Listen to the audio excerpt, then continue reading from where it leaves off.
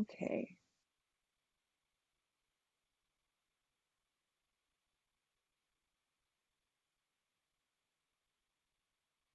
Okay.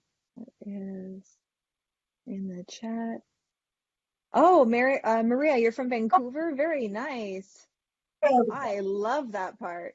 Oh, you got it? You can hear it? I know. I wonder how I could see everybody. I only see one person. Forgive me, it's my first time using. Oh, there we go. Hi. There we go. There's more faces. That makes more sense. Yeah, I'm thinking of people. Yeah. Amy, is that you speaking? Yes. Uh-huh. Okay, wonderful. Hi, nice to meet you, even just Me too. virtually. So, is that Tennessee, TN? Yes, correct. Very nice. Okay, what's the weather like over there? Today is 80 degrees, which makes me nervous because that usually means storms. Oh no, are you in Oh, tornado land? yes. Yes. Oh, So I don't. tornado season really starts in May and October, but sometimes, we get crazy weather and you never know. Yeah. Well, that's crazy enough. I've never seen a tornado really like live, and it freaks me out when all my friends that are in the States live in those tornado states because they just Uh, brace for them. They're like, "Oh yeah, I saw like four today." I was like, "What? What's going on where you live?" hmm. Now, I'd And we have rather just see them from the Weather Channel or someone else, but I don't want to see them. yeah, no, it's scary. I don't know what I would do if I saw a tornado in real life. I don't have a bomb shelter. Do you guys all have shelters under your houses? No, interesting. I grew up in Virginia, and a Okay. lot of the homes there have basements. But here, where there's tornadoes all the time, no one has a basement. Wow. I know you'd think you'd have like the number one state of bomb shelters or something, like Yeah. somewhere to go hide. There's an explosion of that, I guess, business. A lot of people do buy the shelters that are like the concrete, the the 10-inch thick walls and get them put in their yard. It's crazy. Yeah. Well, I mean, it's gonna I keep you just safe. I'd have one too. I thought it was a redneck thing. I was like, Turns out it's to stay alive, so that's pretty yes, good, right? correct. Okay, well, that's amazing. Mark, are you still on? You still there? He Just no. he shows he's muted and his video is turned off. So Yeah. I see I know you might. Crystal and I see Maria. That's strange. There I you didn't, go. yeah, I didn't mute myself, but anyways, um, I'm just gonna probably give it like 5 more minutes and see if some other people will trickle in. I know Yeah. that I'm waiting for one person to show up, and then once let's say that once we hit 6:10, I'm gonna mute everyone so we can start, and then we can go through questions and answers after Natalie and I are done. Sound good? Okay, yeah, sounds Uh, good. Sounds good. So in the interim, if you have anything that I have a little bit of a presentation for you. I'll fill you in a little bit more at 6:10 when Mark allows us to go into our presentation mode. But if there's a specific something that you kind of want me to touch on in the call, so my background is a yoga therapist. I'm a teacher and therapist, and I have a lot of years working with people with Huntington's disease, which is actually very similar to ataxia in a lot of ways. Um, so if you have any specific things you want me to make sure I cover in this call, you can let me know now while we still have mics on. You can type it in the chat at any time. I'll kind of keep my eye on the side, but I really want to allow this time that we have together to be the most beneficial it can be for you. So if there's a topic or something that you really want to know about, I want to make sure that I cover it. Sounds good? Sounds good, yeah. Wonderful. We have 3 minutes. So Great. Does anyone have anything they wanted to uh, talk about, or any issue they wanted to have covered?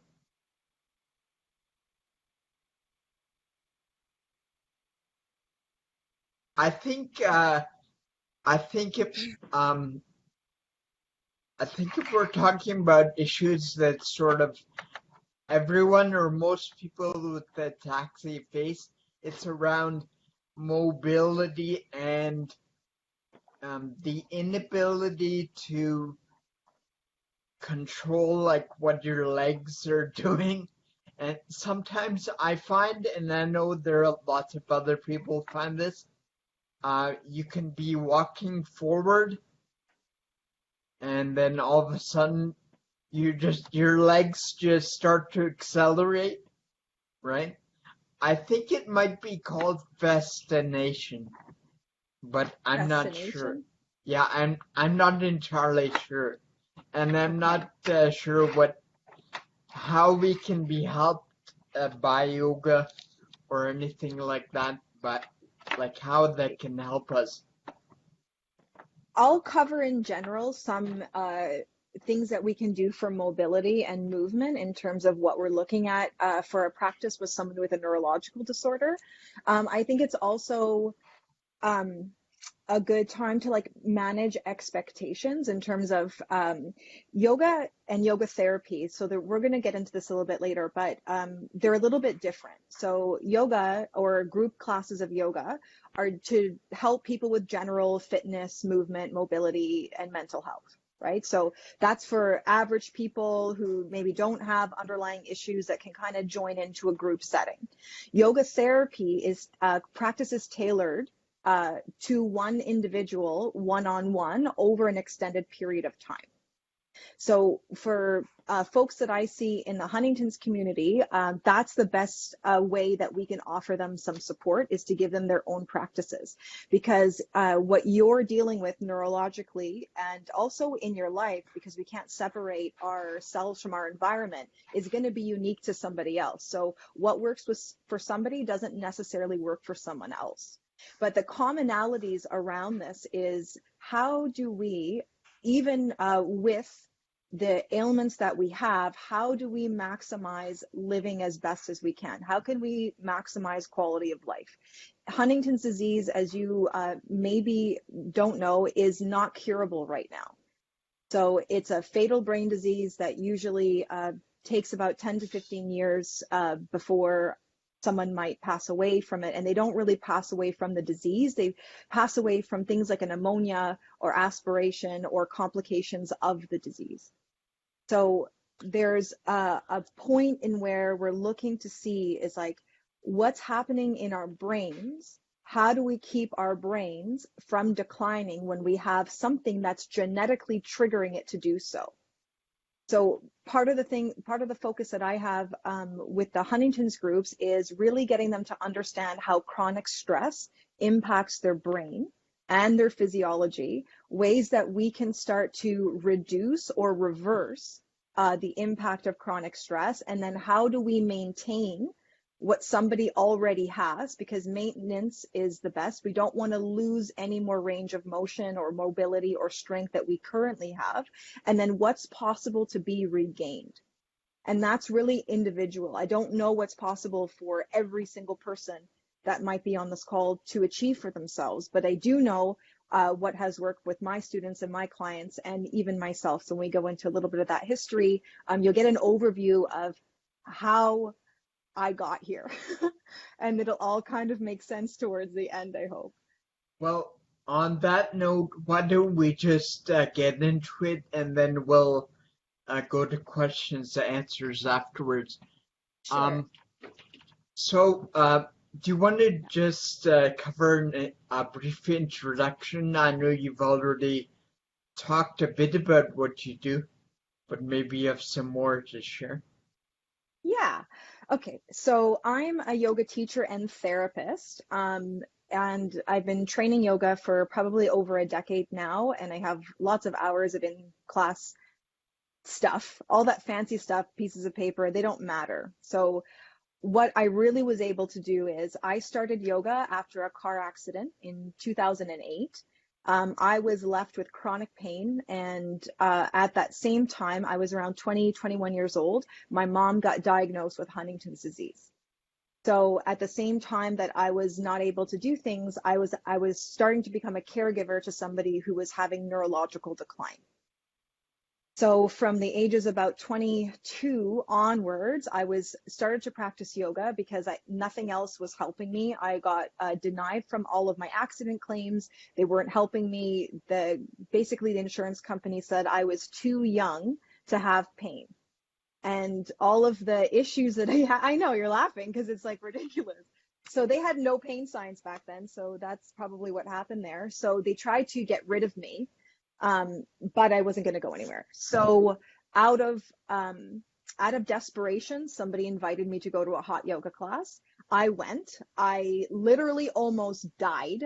Like I did not last. Like half the class I was on the floor. It was so hot. I don't know if you know this, but 40 degrees, sweating. Everybody's half naked. Their sweat's beaming off of everything. And I was like, oh my God, I think I'm going to die.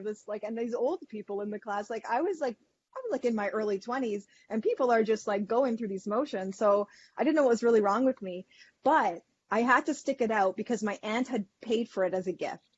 So I stuck it out for a few weeks. By the 6th class, my body felt loads better than it had in the past year. So I was like, there's something to this. So as I started to get deeper involved in yoga and heal my body from physical aches and pains, my mom was getting progressively worse. And one of the things about Huntington's disease is that it's a genetic hereditary disorder. So I knew when my mom got sick that I was at risk. So obviously, some of you might know what that feels like. If this is something that's genetic or runs in your family. So while I'm taking care of her, I'm trying to sort myself out. I'm going through all this stuff. And yoga was one of the things that kind of carried me through and gave me hope that there could be a better future. I didn't know whether I was going to have this disease or not. So I was going to do everything I can to make sure my body and my brain was in tip-top health. So I kind of took it upon myself to figure out, can I fix this somehow with yoga and exercise and diet? Like I was obsessed. That's all I did was research, study, and train and figure out how am I going to help myself? How am I going to help my family? There's more people at risk. So I'll get into a little bit more of that in a moment. So is it okay if I start with some slides? Sure. Can I get a thumbs up from the people on the call? Yeah, can I start up? Okay, so I'm going to share part of a presentation that I teach a lot to the Huntington's disease group, and I kind of tailored this one for you guys. So there's some similarities and there's some things that'll be different. So I call this the art of living well, because we don't always get to control our circumstances. So with whatever circumstances we're given, we have to play those cards. Like we have to find somewhere to roll that dice. Like this is something that we didn't choose, but we have to cope and deal with it. Otherwise, the time that we do have on this planet becomes very painful. It's very hard to bear. And Mark, if there's questions that come up in the chat, feel free to ask me them as we're going through. Sure. So that way I can cover it, and we can also go over them at the end as well. I just don't want to miss anybody if something something comes up. I don't want to miss anything. Sure. So this quote is from one of my founding teachers from the lineage of Iyengar. And he says, yoga helps us to cure what need not be endured and to endure what cannot be cured. So what we can do is make our situation as good as can be. Like, how could we reduce all the unnecessary suffering aside from the things that we can and cannot control? So this for me is something that I've put all over the place. I have it on my business cards. I have it on every presentation because I think this is one of the most important things to understand. If we cannot cure something, it doesn't mean we just give up. It means we find a way that we can bear that reality. And for me, that was looking ahead to say, whether I'm HD positive or not, I'm going to do my best to live well. And it was a choice that I had made. So my why. So the picture of me and that old man, that's me when I was a kid. That's my grandfather. He was diagnosed with Huntington's disease when I was really young. So I only knew him sick. So he had a lot of twitches and tremors. He had slurred speech, trouble walking, all these issues. He sometimes would have anger outbursts and all these different sort of cognitive issues. But I kind of got my first taste of caregiving when he was in his older stages in life, because the last 7 years of his life, I was kind of his secondary caregiver to my aunt. So I was at the hospital every day with him. I was feeding him. He smoked at the time, so I was lighting his smokes and like making sure he was good and taking care of all the staff. And then the picture in the top was my mom when she could still walk, and she was just in the earlier stages of Huntington's disease. And that was taken at one of our annual, it was called a casino night. It was one of the Huntington's biggest events for a while. They don't do it anymore, but she had a really good time that night. But now she is the bottom picture, and this is about 2 years old, that photo. So my mom just turned 60 yesterday, and she's been bedridden for the past 7 years. So when my mom got sick, it was the first time I had ever worried about me. And it was also the time where I was like, oh my God, I'm going to have to do this again. So what I did with my grandfather, but this time it's my mom and she's directly living with me. So like all day. So, you know, yoga and movement and this stuff for me isn't like something I came out of just because like it felt good, or I was a dancer, or like I had this like rose-colored life. Like my life really sucked for a long time. There's always been disease in my family. I grew up like worrying about things that probably a kid doesn't worry about.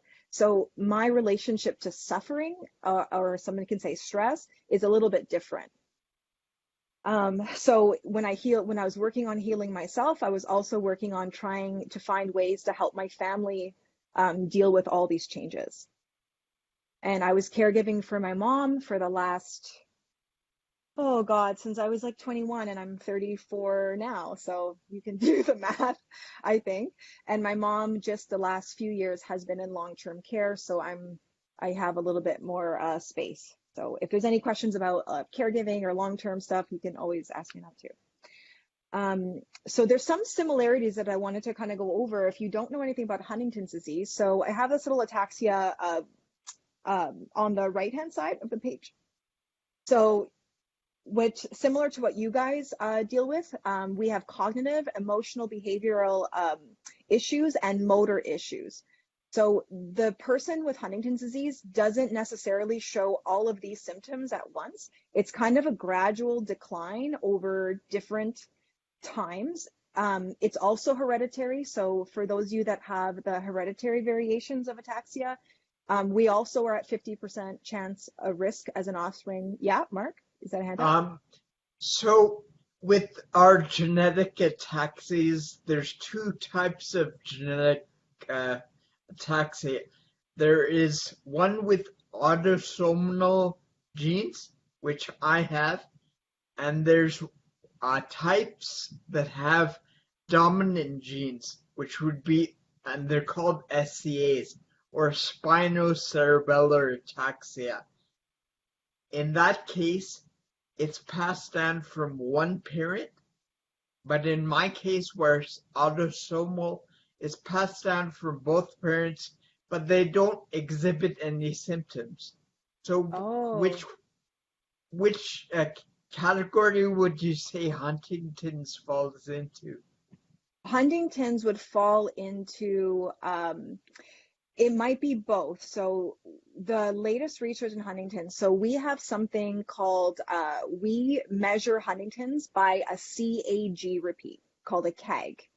So the Huntington's protein is a very important protein for every developing organism. So Huntington's protein is in everything from sea urchins up into us.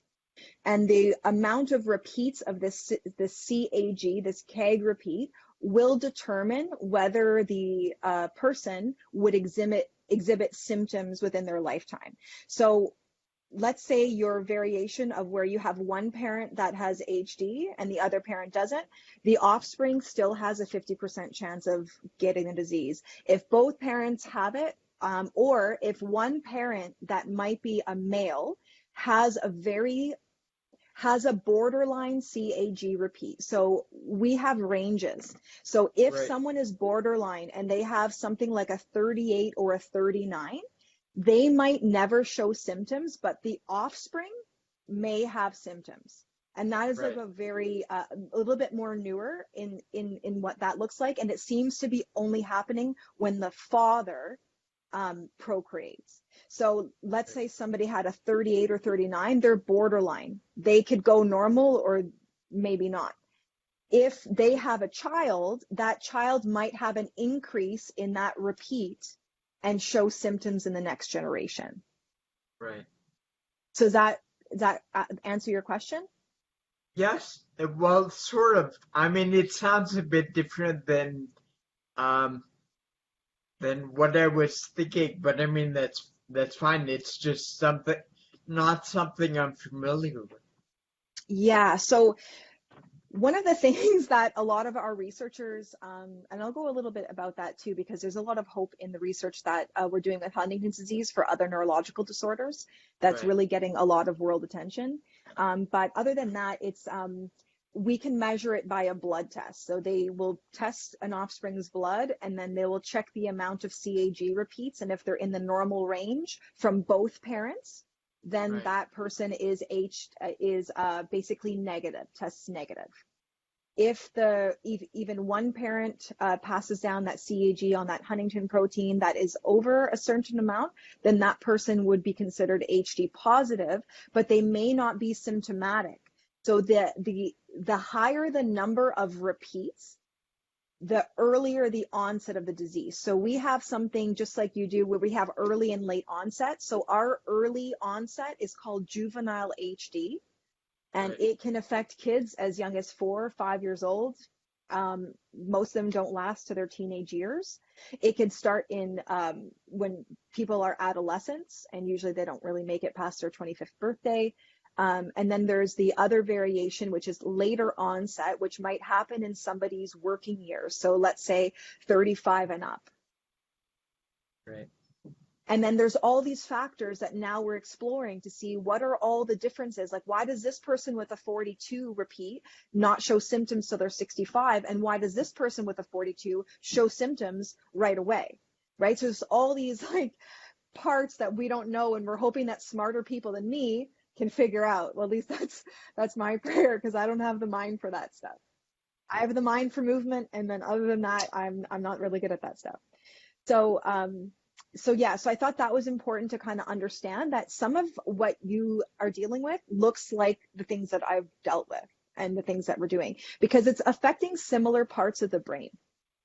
Yeah.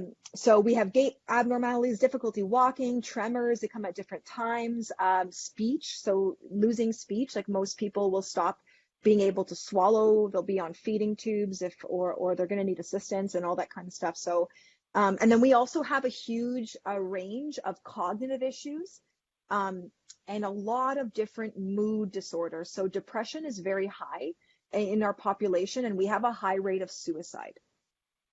Understandably, because for a long time there has really been no hope until the last couple of years, when we've really kind of seen a shift in the technology that's allowed us to kind of reorient the way that Huntington's disease is being treated and looked at from a scientific perspective. Right. So that's a bit about that. So the difference is that we don't have any non-treatable versions.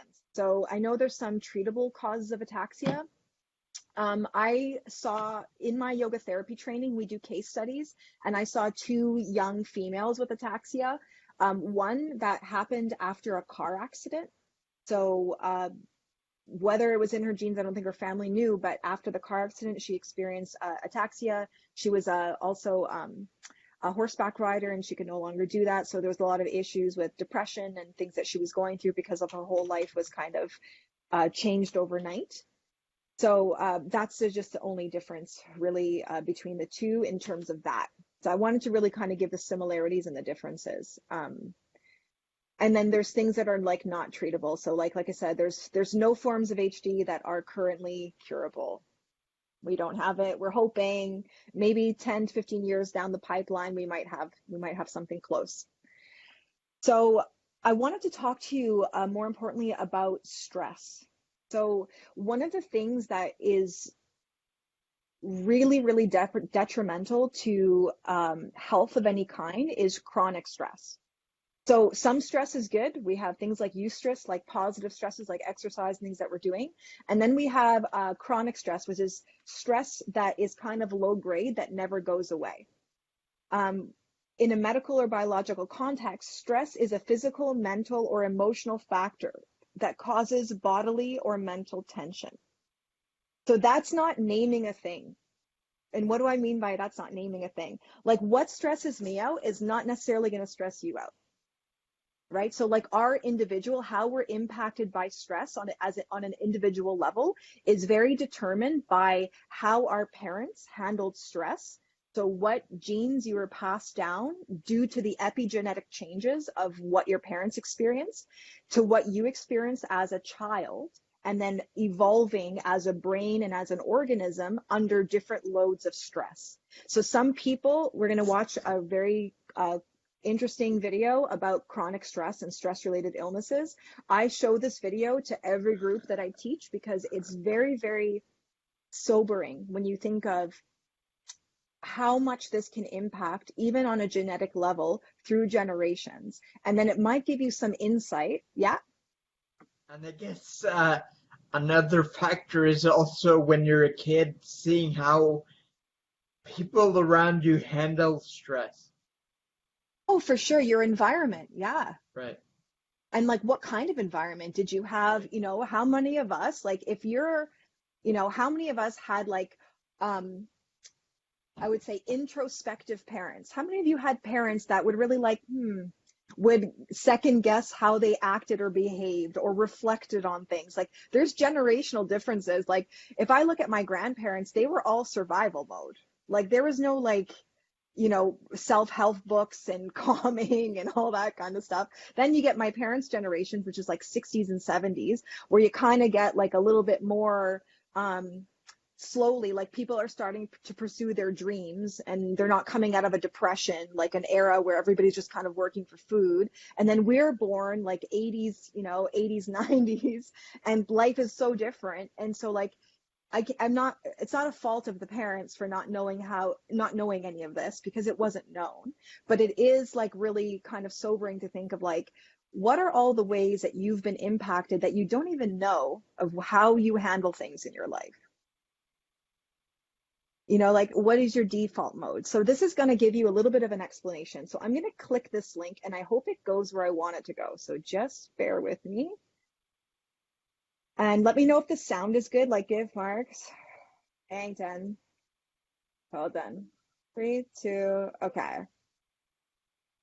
Okay.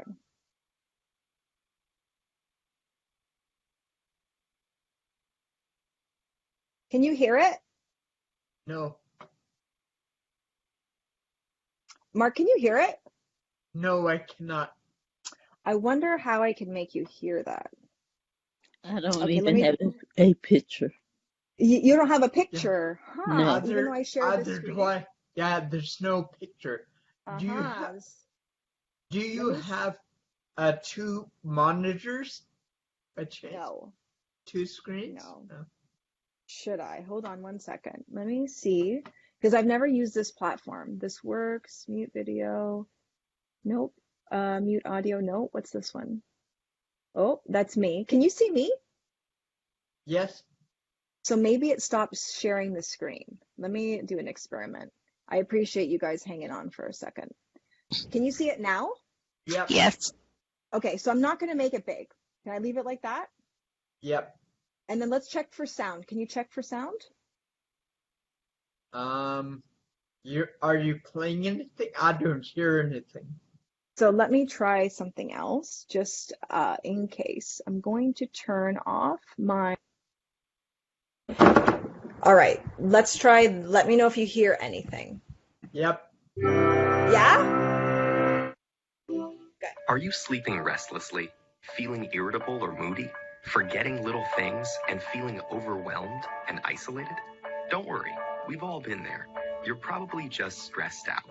Stress isn't always a bad thing. It can be handy for a burst of extra energy and focus, like when you're playing a competitive sport or have to speak in public. But when it's continuous, the kind most of us face day in and day out, it actually begins to change your brain. Chronic stress, like being overworked or having arguments at home,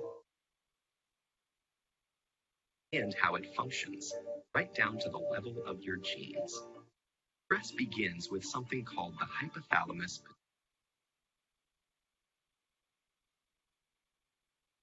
endocrine gland,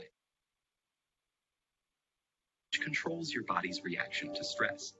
When your brain detects a stressful situation, your HPA axis is instantly activated and releases a hormone called cortisol, primes your body for instant action. But high levels of cortisol over long periods wreak havoc on the brain. For example, chronic stress increases the activity level and number of neural connections, amygdala, your brain's fear center. And as levels of cortisol rise, electric signals in your hippocampus, the part of the brain associated with learning, memories, and stress control, deteriorate. The hippocampus also inhibits the activity of the HPA axis, so when it weakens, so does your ability to control your stress. That's not all, though.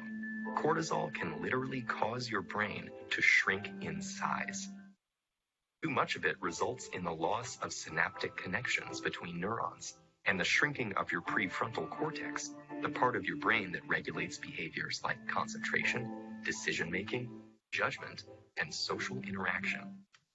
It also leads to fewer new brain cells being made in the hippocampus. This means chronic stress might make it harder for you. Also set the stage for more serious mental problems like depression, eventually Alzheimer's disease. The effects of stress may filter right down to your brain's DNA. An experiment showed that the amount of nurturing provides its plays a part in determining how that baby responds to pups of nurturing moms out less sensitive because their brains developed more, which stick to cortisol, dampen stress response. Pups of negligent moms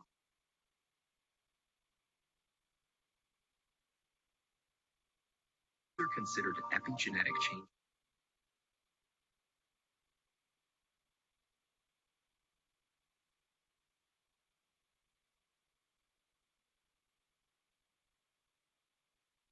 Epigenetic changes called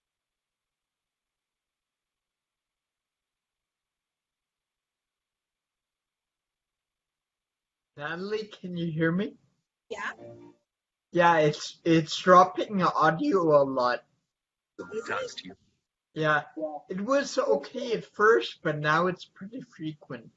It's frequent now? Yeah. Okay. Maybe what we can do is you can just send everyone the link and they can watch it whenever they want. Yes, I will. Yeah, I'll send the link. Let me close that. Can you see the presentation still? Yes, now I Okay. can see it. All right. Now, how do I see you guys? Let's see. Joe, I can see. Okay. actually, sorry, Joe was asking if that is ASCAP Science ASCAP. Is the Do you know? video, say it again? He was asking if it's ASCAP Science ASCAP. I'm not sure what that stands for. I don't know what it stands for either. But Yeah. I'm going to copy this. Oops. Nope, that's not how I do that. Hold on. There we go. Let me copy this. And I wonder if I could paste it in your chat group, but I'll go back after. So Sure. Can you let me know what information you were able to gather, and I'll fill in the rest? Where did the video start cutting off, guys? I gathered that they were talking about the hypothalamus, and they were. I'm trying to remember exactly where it cut off, but they were talking about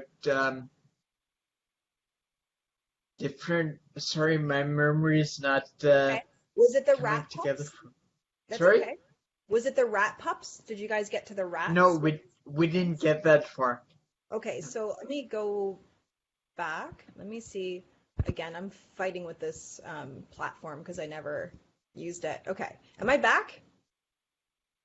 Okay. Yeah, you're back in video. Okay, good. Let me see if this will work. I'm gonna paste it in there. Okay, I pasted the link in there.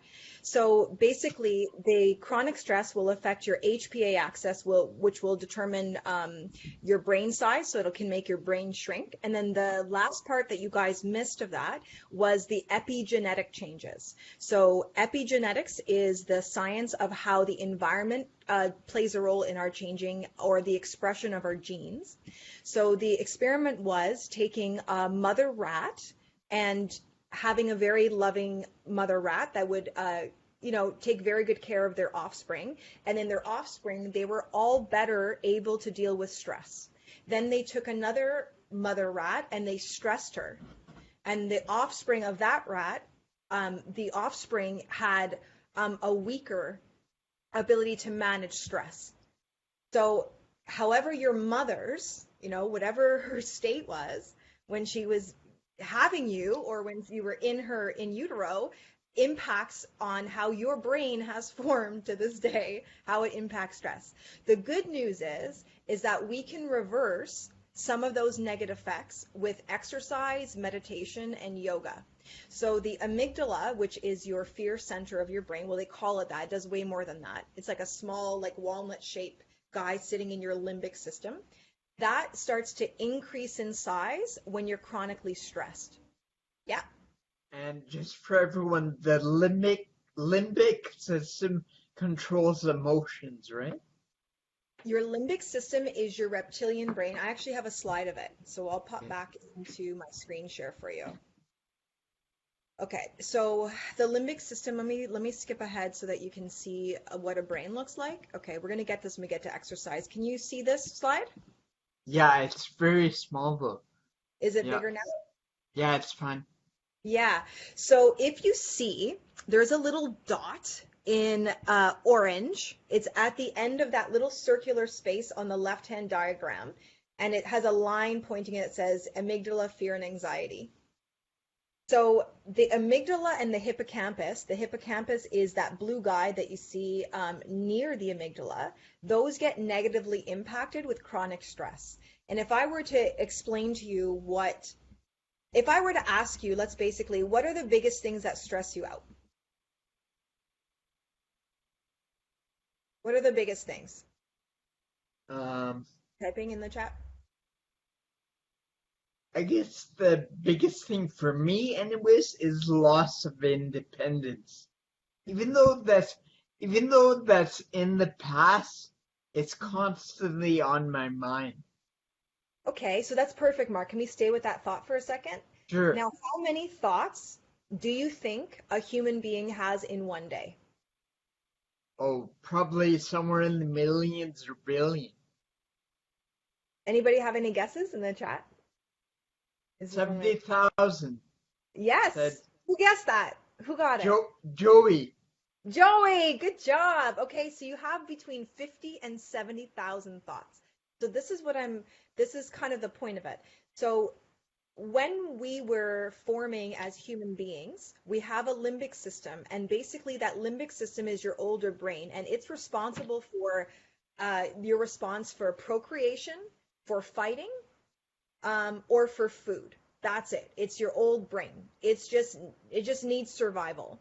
So now that we live in a time where most of our basic needs like food, water, shelter are covered, our stresses are mental, right? So it's that 40 to 70,000 thoughts in a day that are of, oh my God, what if I'm losing my independence? And then our minds have an ability, which is amazing, to project future and also remember the past. So half the things you're anxious about didn't even happen yet. They may not even happen the way you've imagined them. We have this thing where we catastrophize something and it replays in our head. So in the Huntington's community, people living at risk have this problem where they're chronically stressed 20 years before their onset may be happening, if ever. Right.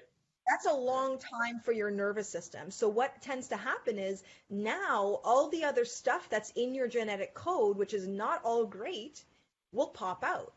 High blood pressure, diabetes, everything else, back pain, neck pain. Like, so what we're trying to do is manage all of those things through, basically, if I'm giving you the tool of yoga, through focusing on one thing. So if you know that you have 40 to 70,000 thoughts in a day, you might want to sit for a day and go, what are the top thoughts? What are the things that never turn off? And then work with those things. So I'll skip ahead so that we get to that. So now we know the major causes of stress are lack of knowledge, loss of control, uncertainty, and no or limited resources. Because if we know things that we can do, it doesn't really stress us out. If we feel like we have a sense of control over something, the stress is less impactful. If we know, let's say this time of COVID, there's so much uncertainty that people are waking up stressed, they're going to bed stressed, their whole lives have been disrupted because we don't know there's an ending date. It would be very easy if I said, okay, Mark, we're only going to be in lockdown for another 2 more weeks. You think you can handle that, bud? And you go, oh, okay, because now I can wrap my head around what 2 weeks is. I have some certainty that that's going to be over, and then so I can calm down. But now we have an open-ended question mark, and now so that stress and those repeating thoughts that either projected of the future that we don't know, replaying things of the past that may be, not so great, and then we're in the middle going, what do I do with this? Right? So that's kind of what living at risk is like, because you never know when that sword is going to drop over you. Some of the biggest challenges that we have are relationships. So I'm not sure if that's similar to you guys. If you give me a thumbs up, do you have issues with relationships, starting them, staying in them, not wanting people to take care of you? So in our community, This is a big one. Yeah, it's a big one for us. A lot of people don't want to be a burden, right? So they have these ideas of what they're going to cost somebody over a long period of time. So they just kind of don't do it, or they push anything that's kind of good away from them. A lot of people are also caregiving. So like in my situation, I was caregiving with somebody with the same disease I thought I was going to have. Now, I tested negative a few years ago, but I spent over a decade of my life just worrying every time I dropped something, every time I forgot something, every movement I didn't make myself. I was like, oh my God, it's starting. Okay, it's starting. And it was like consumed everything in my life. So that worry and that fear that doesn't go away is the biggest hindrance to your progress or maintaining the health of your body, because it's triggering that stress response 24 hours a day until you're sleeping and you pass out. So our primary goals of self-care are to prevent and reverse the physiological effects of chronic stress, and to prevent future problems wherever possible. So let me just stop sharing for a moment, and then we'll come back to this, because I want to, never mind, I can't find my cursor, guys. I'm like, okay. I appreciate you all being really, really nice that I can't figure out this system. So can we unmute people for a moment so we can do a touch-in? Sure. Yeah. We can unmute them. Yeah, so far I've kind of given you a little bit doomish and gloomish, but how are you feeling with that info right now? Is that helpful to understand the impact of chronic stress? And then Yes. that this is new to me. Oh, okay, wonderful, good. Now you know a little bit more. Okay. Is some of it like kind of you already knew, but maybe didn't know the role? Some of it. Some of it, Oh, okay. yeah. Speaking about the Blue Jean platform, that was new to me, not the stress. Yeah. Oh, okay. It's new to you too. Okay, cool. Okay. So when we're talking about something like yoga, I think I'm hearing me again. I don't know. Yeah, I'm gonna. so I just have to mute everyone, otherwise we get some feedback there. Okay, So, so we'll mute you for a moment and then we'll pop back in. We'll try right. not to bore your pants off. Okay, I'm doing my If best. everyone could type their questions in the chat, I'll gladly ask them. That's probably Yes. the easiest way to go for now. So what I would suggest is, okay, so a lot of people say to me, well, I don't know where to start. Okay, so this is my issue. I have Huntington's disease or I have neurological, I don't know what to do. First thing you to do is kind of figure out a way to accept where you are. And you might already be there. You might have already gone through that process of acceptance and really understood, okay, this is my life, this is the prognosis, and now assess what are you capable of doing? How much movement do you have? Are you still able to walk? Are you able to move around? Are you able to make decisions? Do you still have some of your independence? To kind of figure out where you are so that we know where to go from there. And then I would say to embrace the challenges. So you're going to have physical, mental, emotional challenges. If you reframe it in your brain to being something you're taking up as a personal challenge, then you go from reacting from your old brain, your limbic system brain, to using your new brain, which is this nice shiny part in front called your prefrontal cortex. And the prefrontal cortex does something different. It doesn't stress out, it goes into problem solving mode. So that's one of the benefits of the newer parts of our brain. And then I would say create networks of support around you. So you have Mark and his support Ataxia group. There's other groups around. You might have social workers and people and like different kinds of therapists that can be in your network. So you're not doing this alone at any point. There might be points where you may be moving alone or doing something like that, but you're not going through this journey of life alone. You're not going through the challenges alone. There's going to be times where you're not going to have the bandwidth to support yourself. It doesn't mean that you're always leaning on people, but it does mean that you have the people there when you need them. So I'm really big on support networks. I have a whole ton, and then focusing on what you can control. So this is where yoga comes into play. These are some ideas that you can think of for support networks for caregivers. So if you have people that you know are caregiving or you're caregiving yourself, you want to have some friends. Maybe there's a local chapter, there's maybe events and activities. You want to keep yourself healthy as a caregiver, so make sure you're doing your regular doctor's visits, seeing a therapist if you need somewhere to unwind, holistic or medical, like, you know, anywhere you can get that support that you feel that you can create a trusting relationship with somebody. I would start getting those relationships developed. And then for people that are affected, depending on the stage, that you might want to look at in-home care. So I'm not sure what's available in the States. In Canada, most places, we have PSWs and nurses that can come in and offset some support. We have respite care, which is places that our loved ones can go for 3 or 4 days, overnight stay if they need 24-hour care. We have therapists and we have social workers that work with our folks. And then we have short and long-term care homes and day programs and outpatient activities. So you want to make sure that you know what your support networks, what you have available to you, because then you can really maximize those resources. Yeah. I think the trouble a lot of us face is that ataxia is so rare that not like honestly, a lot of the people with it know a lot more than the average healthcare worker, whether it be a doctor or PSW, whatever. Mm-hmm. Having said that, there are people like HD care workers which may overlap, right? Which Mm-hmm. we might be able to take advantage of, but sometimes it's a tough thing to find. Like even I created this support group because there's no local support group, Well, and that's that fantastic, Mark.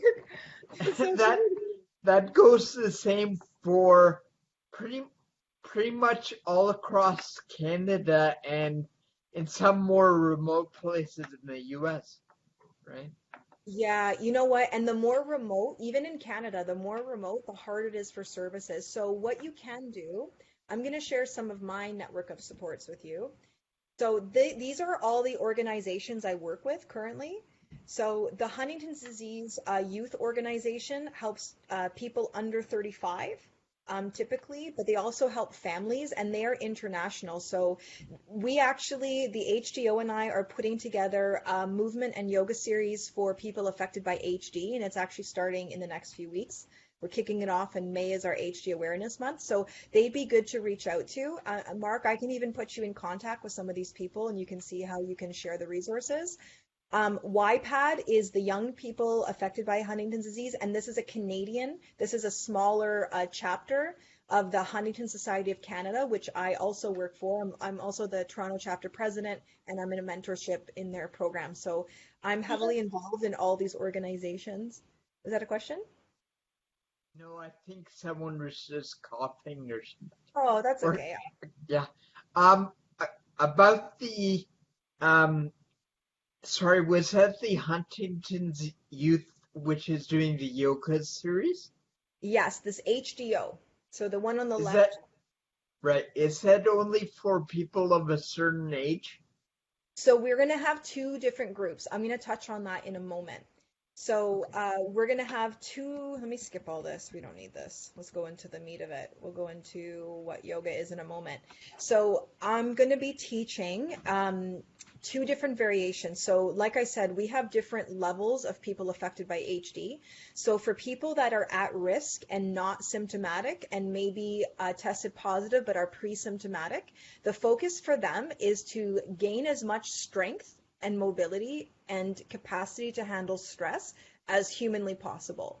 We basically are going to start training them like athletes.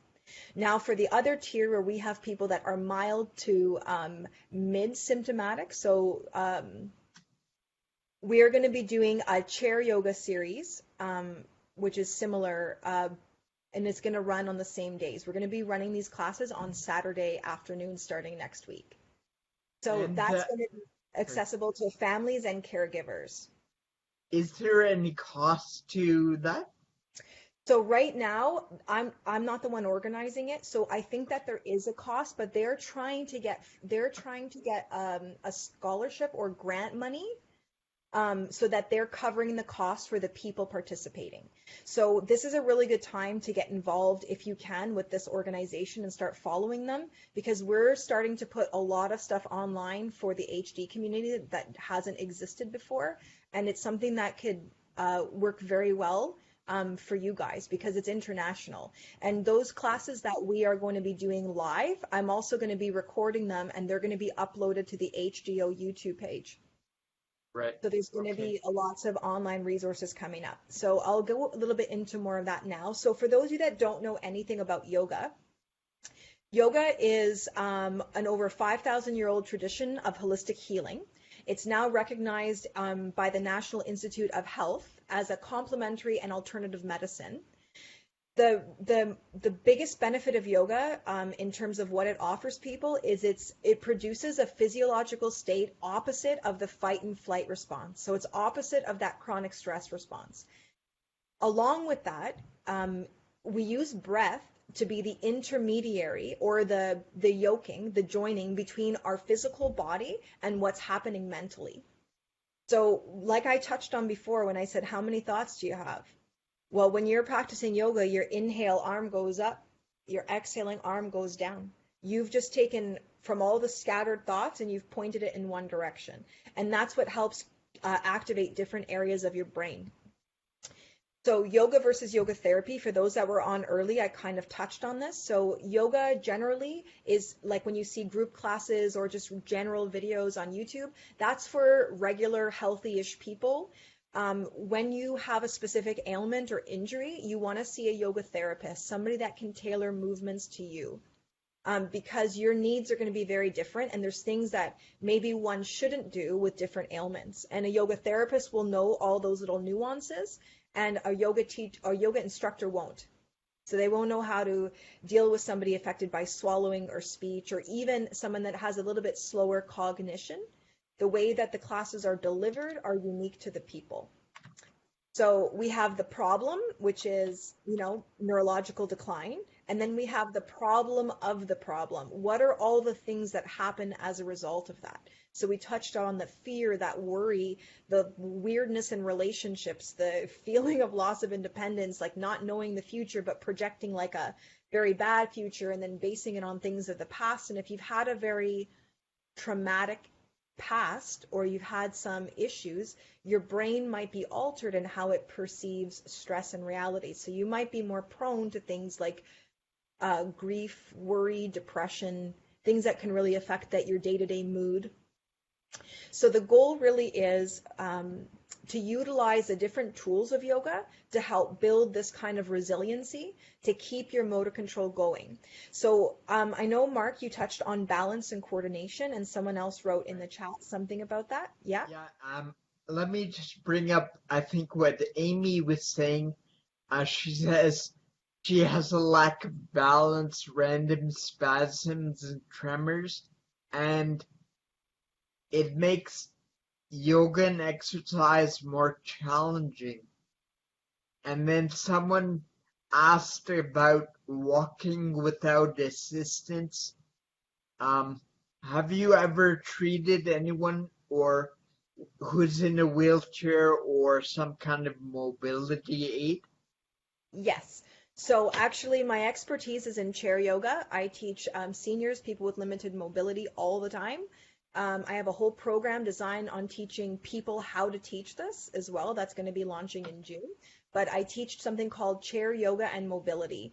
So let me address Amy first, if that's okay. So balance, coordination.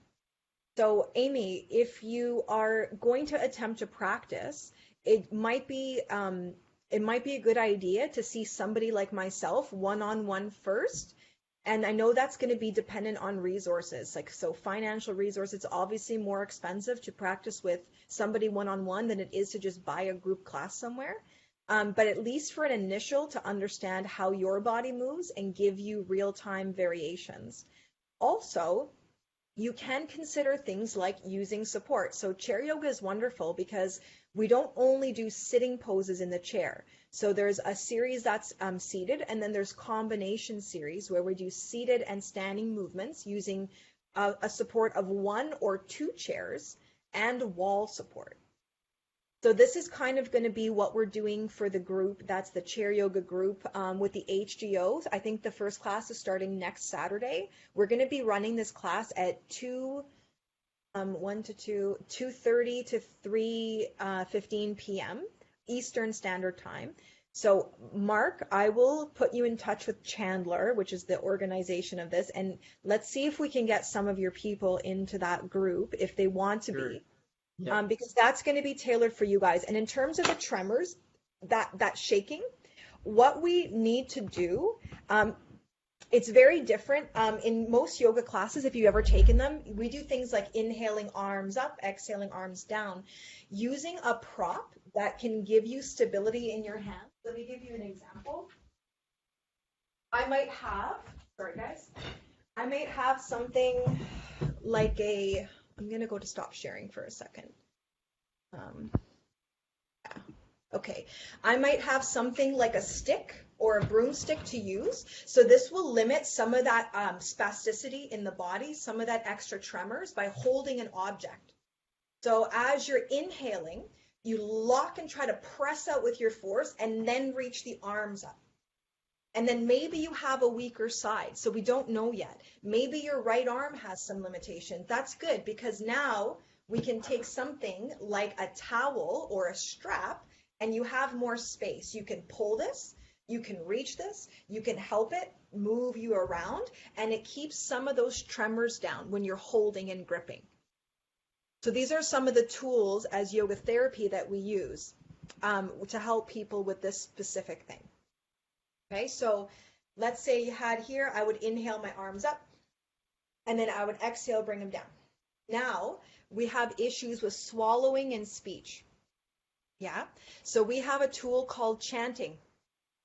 we will use chanting on the exhale to start strengthening the muscles in your neck. So we have a sheet-like muscle in the neck that goes from underneath your jawline to your collarbone. And it's kind of this flat muscle like this, and it's called your platysma muscle. And if we can keep this muscle very strong, then you'll still be able to swallow, make sound, and talk. So if you put your hands just in the front of your throat here and just swallow and just feel it, feel what it's like to feel the muscles doing their job. Yeah. So we want to train this as much as we can because we know what the future looks like. This muscle is going to get weaker over time. Swallowing is beginning to become an issue. And then you get into things that are very hard to deal with, like feeding tubes and choking.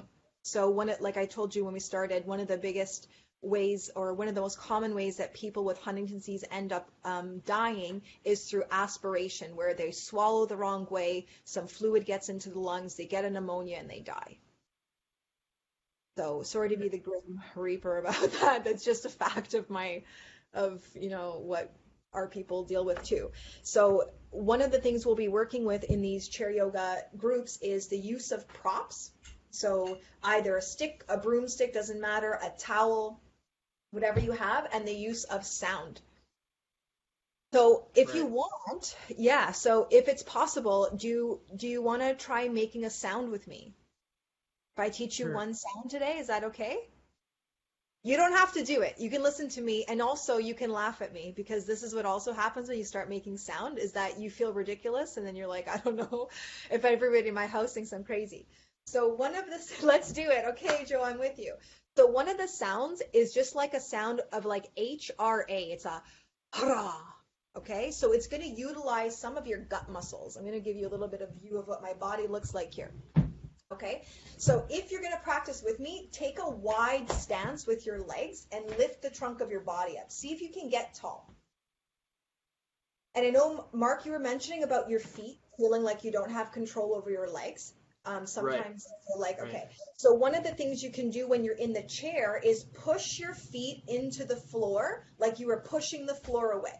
And all of a sudden, your legs start to fire up, your glute muscles turn on, and your posture starts to lift. And we really want to keep this area open because this is where your diaphragm sits, and this is where all the action of your lungs is going to work. So I want you to take a full breath in if you can through your nose. And then just be easy, let it go through your mouth and drop your jaw. Okay, we'll do 2 like that, and then we're going to roar. Okay, so take a breath in. Relax your shoulders, let it go. Yeah, practice opening the mouth and feeling this area of your throat. Do it again. Inhale. And then let it go. Okay, now next sound, this is what it sounds like fully. I'm going to give you my full yogi sound. So again, if you need to laugh at me, you can. If you want to laugh at yourself, you can. I'll do it once. Inhale. And then I'm going to exhale. Hra.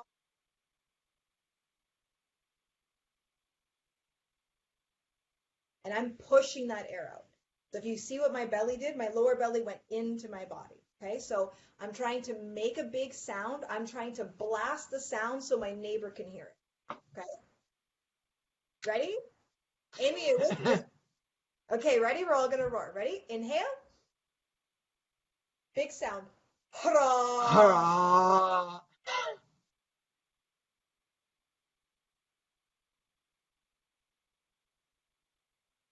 That went for a while, huh?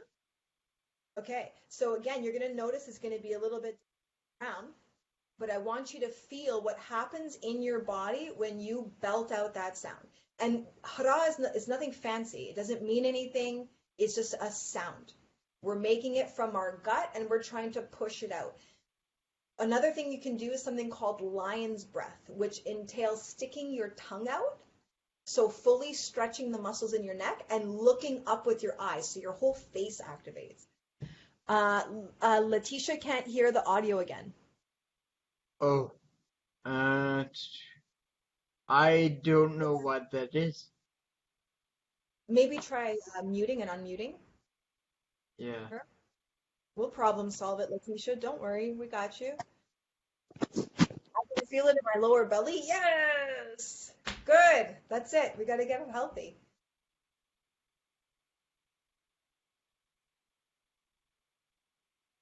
Is it like in martial arts? Yeah. Yeah. You could compare it to that. Sometimes people make sound.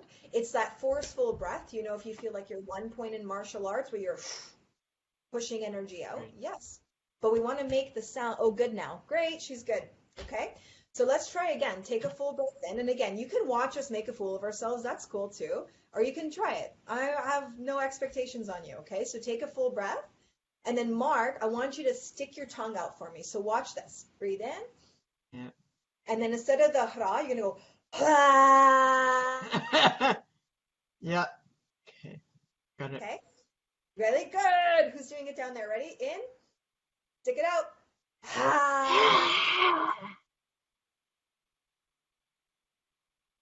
Yes. Force the tongue out, okay? So this muscle is going to stay as strong as it can stay. And also, you'll notice that maybe you can hold your tongue out for maybe a few seconds. The more you practice, count. Can I stay out for 5 seconds, 10 seconds?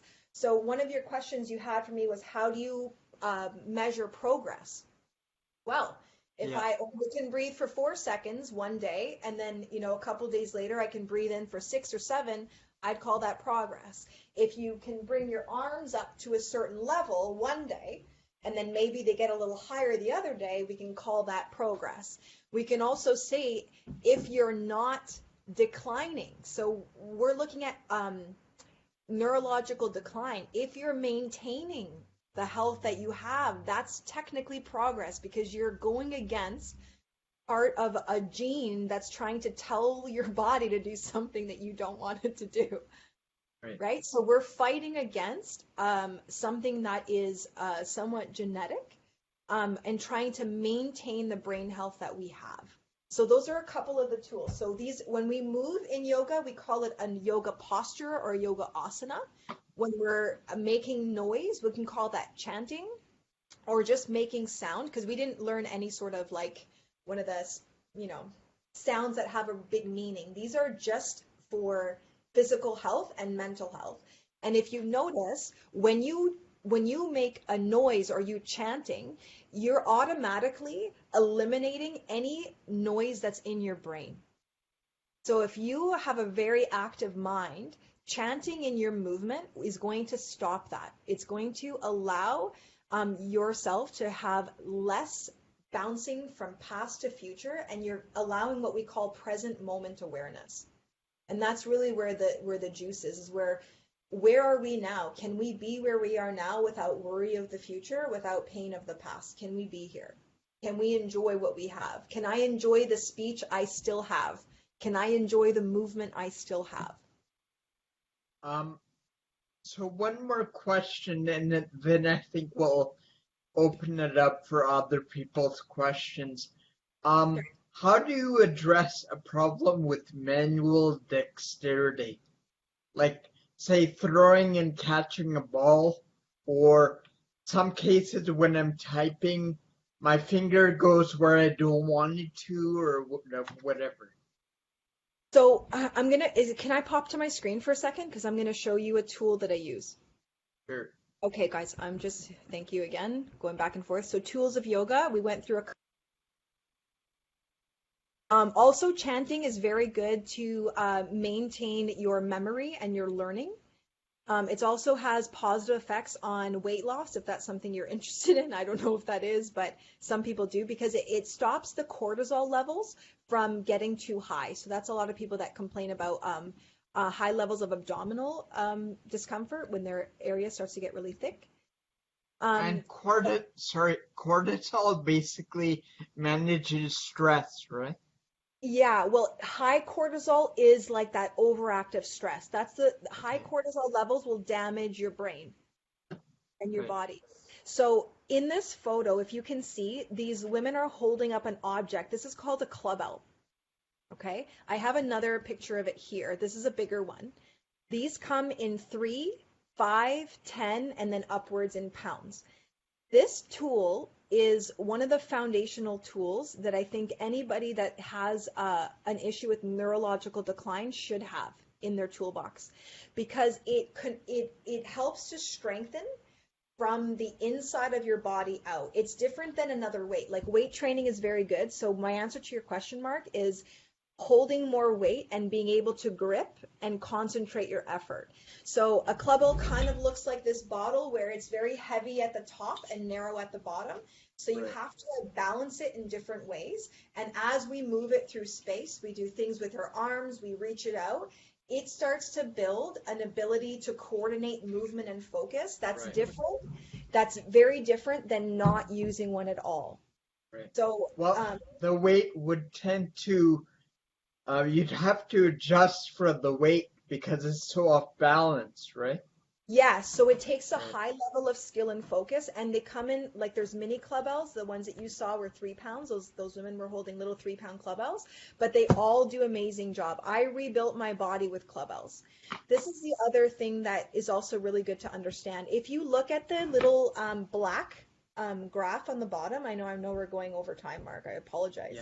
No worries. This session actually lasts 2 hours. So if we go over a bit, that's fine with me. Okay, thank you. Okay. Yeah.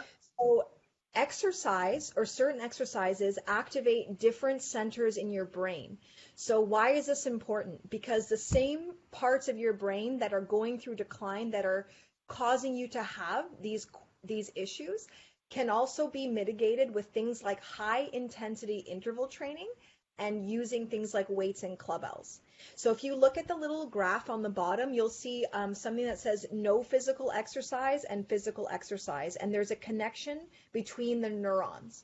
So your brain has thousands upon thousands of neurons, and those neurons are responsible for transferring information from different areas of your brain to each other. So the molecules that do that are called BDNF. Okay, so brain-derived neurotropic factor. When we exercise, we increase BDNF. So you want to keep exercise, even if it's just walking, even if you have to walk with props, to get the BDNF in your brain, okay? It also helps you to maintain your attention. It helps with switching from tasks. So like if I was doing a HIIT training circuit that was maybe just like marching on the spot, it may be walking, I may be designing it just depending on what the ailment is. I might be doing some single leg balance. If I'm doing it in a way that's a few seconds on and then relaxing and then doing that again, you start to prime your body to be able to function better over time. So HIIT training was also, if you look at the top right corner, it's also been used for stroke recovery, Parkinson's disease, and ADHD. Okay, so there's lots of ways that we can influence how our brains are operating with yoga, different weight training, and exercises. And I do all of them, by the way. So when I work with clubbells, those guys that you see here, I'm doing all of it at once. I'm doing warm-ups that are yoga. I'm doing weight training with HIIT, and I'm doing yoga and meditation afterwards. So I'm interested in keeping my brain as healthy as I can keep it, and my body, keeping it as resistant to stress as I can. So this is kind of what I teach for people that are in early or pre-symptomatic, so that we're maintaining as much function as we can. Meditation is also very important. I don't lead with it because it's also one of the hardest skills to acquire. It can be done sitting, standing, walking, or lying down, so you don't have to be sitting for this to work. But your brain will also start communicating better on the hemispheres. So the graph I'm showing you now is a normal person's brain before and after meditation. So you can see the both left and right hemispheres of the brain in better communication with each other. A lot of people make the mistake of assuming that all of the parts of their brains are communicating with each other. And that's not necessarily true. So your limbic brain, which is your old brain, that's your reptilian, we keep talking about that doesn't necessarily communicate with your prefrontal cortex. I'll give you the example of anxiety. How many of you have had an anxiety attack, a panic attack? Okay, for those of you that have had a panic attack, during your panic attack, if somebody told you to relax, would it have worked? Just laughing. Okay, so yeah, what happens when you tell someone to relax? Do they get more relaxed or they get They do the opposite, yes, right? because you're using language which Right. only can be understood by your prefrontal cortex, and it's your limbic brain that's having the problem. You can't talk to it. You have to breathe it out. You literally have to get control over your breath to fix a panic attack. So that's kind of what I'm talking. You don't make the assumption that all of your parts of your brain are in constant good communication. This is why we sit in meditation. This is why we focus the attention. This is why I train every day, to make sure this guy is doing what I want it to do a little bit longer. Guy or a girl? Guy or girl, I don't know. Yeah. It doesn't matter. As long as it listens to me, Mark, I don't care. Yeah. Maybe we'll open it up to questions from people. If you could just raise your hands before you want to ask a question, and then we'll go from there. Yeah, please do. Anybody have any questions?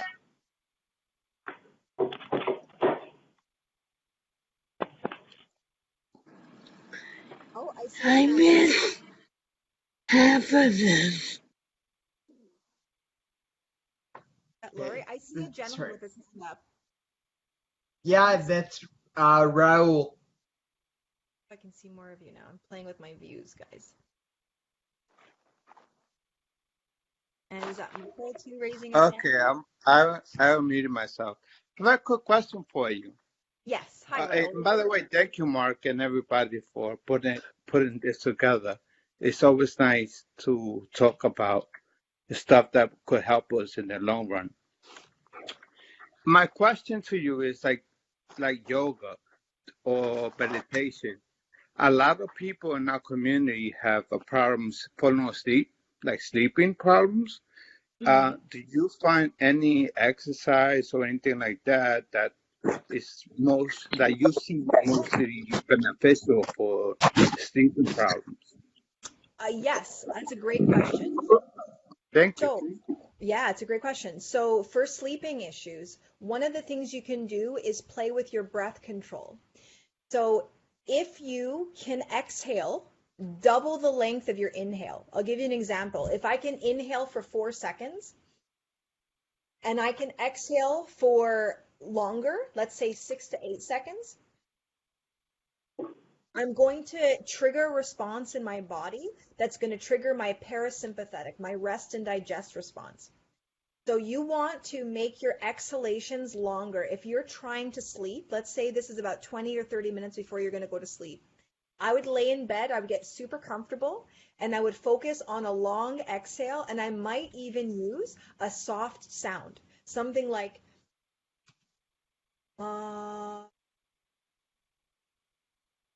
or oh. And I would do that for at least 12 to 16 breaths. So breathe in 4, hold 7. Yeah. So Amy, so someone wrote in the chat, you can breathe in for 4, hold 7. When you hold your breath after you inhale, you're actually increasing your energy. So probably not the best to do before you sleep. You can hold a little and then let it go. But if you really want to wake up in the morning, you can inhale, hold your breath as long as you can hold it, and then exhale, and you're going to pull in energy. So when we're working with an inhale and a hold, we're generally trying to uplift. We do this a lot. I'm going to keep bringing up these classes we're doing with the HD folks. We're actually going to be doing a lot of inhales and holds because it's very good to strengthen out your your lungs and your respiratory system. So it's very therapeutic in that way. But when we're trying to sleep, you want to make that exhale as slow as you can, even if you're holding a little bit after you inhale. That exhale breath is going to trigger something called your vagus nerve, which is one of the longest nerves in your body. It sits in deep in your brainstem. It has little sensors inside your ear, and it wraps around all of your organs. It has little fibers that goes around it. And that's like the control switch. It's the control switch from your fight and flight, which is your stress response, to your rest and digest, which is your parasympathetic response. You want to be in parasympathetic before you sleep. And one other thing I will say is, if what's keeping you up at night is reoccurring thoughts, you want to journal before you go to bed. You want to download and dump as much stuff out of your brain as you can. Okay, I'm just reading in the chats now. Amy, repeat 10 minutes. Raul, is that helpful? Yeah, I mean, that's something, I do a lot of breath training overall, but never try, like, I wouldn't think about it for sleep. Yeah, so before now I'm sleep, going to try it for sleep. try Yeah. it. Send me a message. I'll make sure Mark has my contact stuff up for you guys. But the Thank long you. breath out, yeah, you're welcome. It's the best. It's like I said, you can't talk to your brain and say I want to sleep. You got to talk to your body and give it the command that you want it to do. Okay. Amy, repeat for 10 minutes. This helps. So hold for shorter to sleep. Good to know. Yeah, don't hold as long after inhale before you're going to sleep. That'll be a better choice. Does exhale and hold carry therapeutic value? Yes, it does. Great question, Joe. When we hold the breath after exhale, we're still working with triggering that parasympathetic response. It also calms the mind. Aw, thank you so much, Roel. It also calms your mind, and it helps with elimination. So our gut plays a very important role in our overall health. If we're constipated and we're keeping all the food that we're intaking in our body, our gut is going to not do its job, which means any sort of good things that you're eating are not properly getting absorbed, and your brain isn't making the proper chemicals it needs to feel good. Okay, so 80% of the serotonin that's made in your body is in your gut. And that's the happy chemical we need for our brain. That's the chemical that will stave off depression. When you're on antidepressants, you might be on an SSRI, which is a serotonin reuptake inhibitor. That's what they're trying to mimic for you. They're trying to give you what you're not getting in your body. Hope I got that one right. Okay. Any other questions or things I can help you with? Maybe it's just something that you're working with, or anything you found valuable today, or. Yeah, I have a question. Sure. About 20 years ago, my doctors actually discussed with me about what they told me was proprioception. And when you were discussing, holding on to something to help the tremors, it works the same way in your leg, and then I use that advice of when you want to use the one hand to grab something further away from you, because for me, I don't know if it's for you guys, but the further I reach away, the more my ataxia is worse. So, but I found if I take the other hand and hold something, and then grab with this hand, the ataxia is much less. Yeah, isn't that amazing? Yeah. It's amazing. Yeah. So that's why we hold objects. This is also why it's a little bit different than, let's say, like regular classes, because we're really focusing on what the people need. And if you're holding an object, you tend to have greater motor control and control over that limb. For whatever reason that is, I don't know. Like I said, when we started this, I'm not a science person. I've learned as much as I can learn. That's not my first, specialty. My specialty is basically helping people move and feel better. What I do. Help people get out of pain. I help them cope with all the stresses in their life. I give them resources and support. Like, that's what I'm good at. I wish I was like more sciencey, but it's the brain I got. Okay. Anything else that's in the chat that came in? Okay. Mark, any other questions? No, I don't think there's any other questions. Again, if anyone wants to refer back to this, we're on Facebook Live now, so it'll be in the group available for you to refer back to. And Yeah, and I also just put my email address in your chat box and my website in your chat box. So if you want to drop me a line, if you might want to pop into some of those Yoga for HD sessions that we're hosting coming up this month, I can put you in touch with the coordinators and see if they'll allow. I'm sure I can't see a problem of why they wouldn't. The only thing that they're trying to do is they're trying to get funding for people to attend these questions. Sorry, give me 1 second. Goes to my thing. Yeah. So they're trying to get funding to obviously pay me one day, but I'm also just doing these classes right now just for them because that's what I do. That's where my heart is. Like I've lived at risk for this disease. Lucky that I was one of the ones that tested negative. There is 6 or more people in my family that are still at risk, and there's still lots of family members that currently are in mid to late stages of the disease process. I've been a caregiver a really long time. I've kind of been through all of it. So from all the sides. I've healed my body from chronic pain, which the doctors told me I wasn't going to be able to do. I used clubhouse and HIIT training, and I used all the tools that I've shared with you in different ways. So yeah, that's been info where to get that clubhouse. Yeah, you can get it at Onnit. Onnit's a company, or RMAX International. I'm going to put it in the international, and you might even get them on Amazon. And what I would do is I would get something small, a 3 or 5 pound. It's very deceiving. You can get a lot of workout done even with a 3 pound one. And there's YouTube. There's some YouTube practices that you can research. My coach is called Summer Huntington. She's one of the lead. She has a whole practice called Clubbell Yoga. I'm certified in that.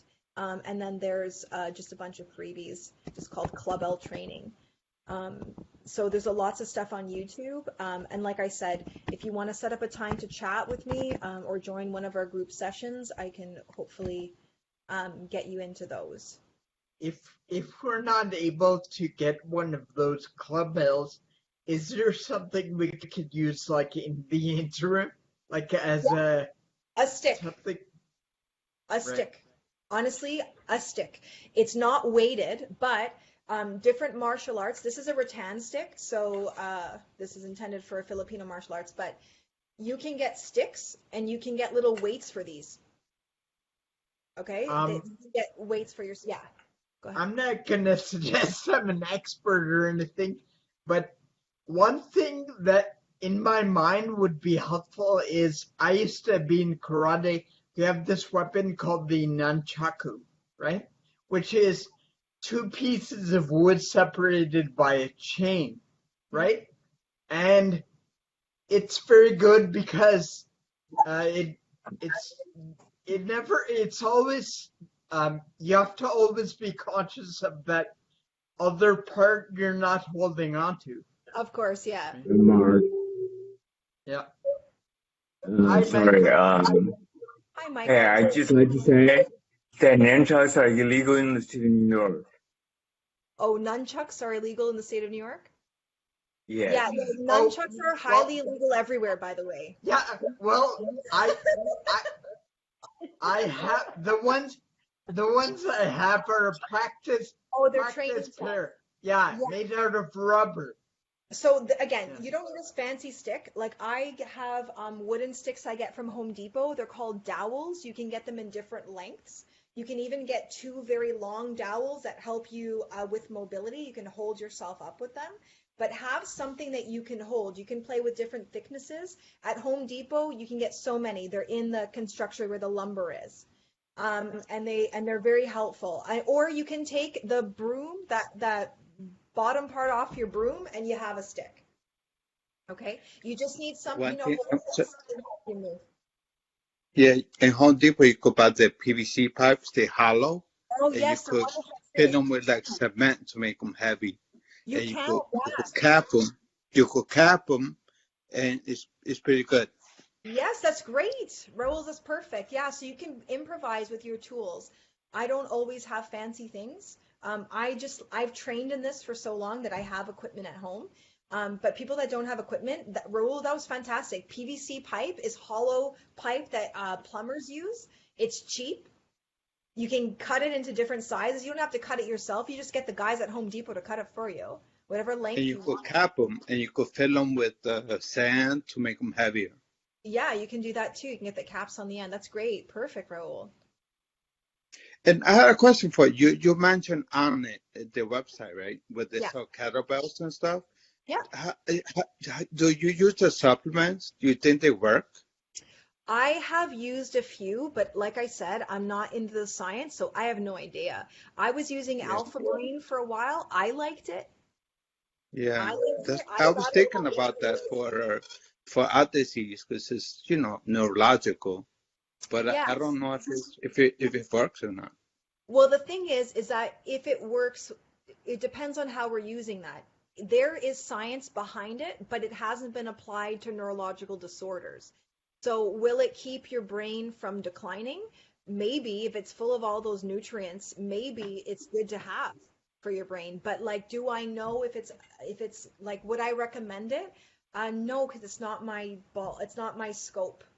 The I only other know thing, breathing and moving.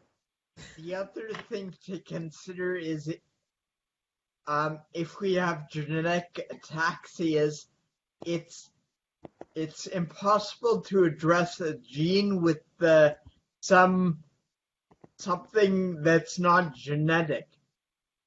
Right. Yeah. It's been Yeah. overall, But it helps you, like, supposed to help you with right, like memory but and stuff like that, it could probably help support some of the things you're doing. I don't know. Yeah. So the thing is, what I would say is I would test it out. I would see. I would maybe go on for a month. If you have no other things that it's interfering with and your doctor gives you the go ahead, try it. So your body and what you do with it is your best tool to experiment. Like I didn't know if I was going to be successful in getting out of chronic pain. I just hoped and I researched and I trained and I went through like periods like when I say chronic pain, I used to wake up and not be able to move my whole head. Like I was like a robot person.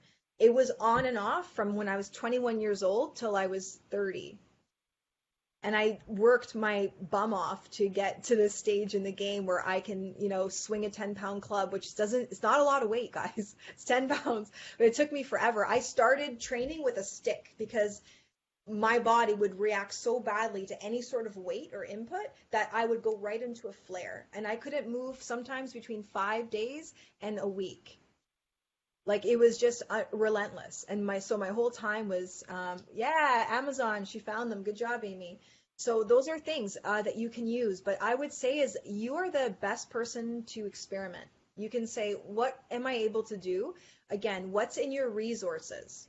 What do I have the financial resources for? What are the resources in my area? What are the virtual resources I have access to? What can I do to help myself at this moment? How can I maintain how I'm living? Because really maintenance, number one, and then improvements wherever possible. I think Michael had a question, and that's the last one we'll take, and then we'll just end it right there. Okay, Michael, you're the last one. Hotspot. Did you have a question, Michael? Hi. Sorry, no. Oh, I think he was moving stuff around, and it looked like he was raising his hand. But Yeah. No, I'm sorry, guys. That's my beautiful wife on the Hi. Hi, guys. What's her name, Raul? Judy. Yuri. Nice to meet you. Nice to meet you. How you guys doing? Good. How are you doing? Good. I'm so glad Um, to hear that. That's I just good. wanted to say hello Of really quick. course. Of Be course. We be all safe out there, okay? yeah, thank you, Judy. thank you. Okay. Have fun. Um, Bye, guys. bye. Bye. Anyways, thanks a lot, Natalie, for doing this and helping us, learn some new information that might be helpful to us. And you're in the Hope for Ataxia group, so anyone can reach out to you there, or they can send you an email, right? Yeah, they email me, and then again, if you want to hook up with the HDO, that's how it's the anagrams for that's the Huntington's Disease Youth Organization. I know you might be over 35, but the classes that we're running for the people that might have mild symptoms, mid to mild symptoms, are going to be over 35 most likely. So just stay tuned for some of that, and then I'll put you in touch, Mark, and see if we can maybe put you under our umbrella. Yeah, sure. We Sounds do work good. with Alzheimer's Society. So one of the things that's very promising, I don't know how many of you know this, but we have at least a dozen pharmaceutical companies interested in finding treatments for Huntington's disease and exploring all these different variations, because what they tend to think is if they can fix and cure Huntington's disease, then every other neurological disorder is going to have a giant leap because of the way that they're able to market and the way they're able to work with it with the technologies. Is that this is going to be a really big, it's a really big deal for people like the MS Society. We have Alzheimer's people that contribute to our research. We have some of the leading organizers in the research in Toronto. We do lab visits here. So we're all kind of in this together. We're trying to save our offspring and ourselves and future generations, and it's a really exciting time. Right. Okay. Well, thanks again, and I will end the recording here. Again, anyone is free to watch it in the group. It'll be available. And thanks again, Natalie. Yeah, thank you. Thank you, Mark. Thank you. Thank you. It's awesome. Natalie, Yeah? Natalie, Yes? I have a question. Sure. Where are you? Where am I? I'm in Toronto. Yeah. All right. Toronto, Canada. Yeah, I'll post it on my group. Okay. Okay. Thank you. Okay. Is that Letitia or Lori? That was Lori. Lori. Okay. But Yes, Lori. anyways, we'll let you go here, and we'll catch up with you in the Facebook group. Yes, and let me know if you have any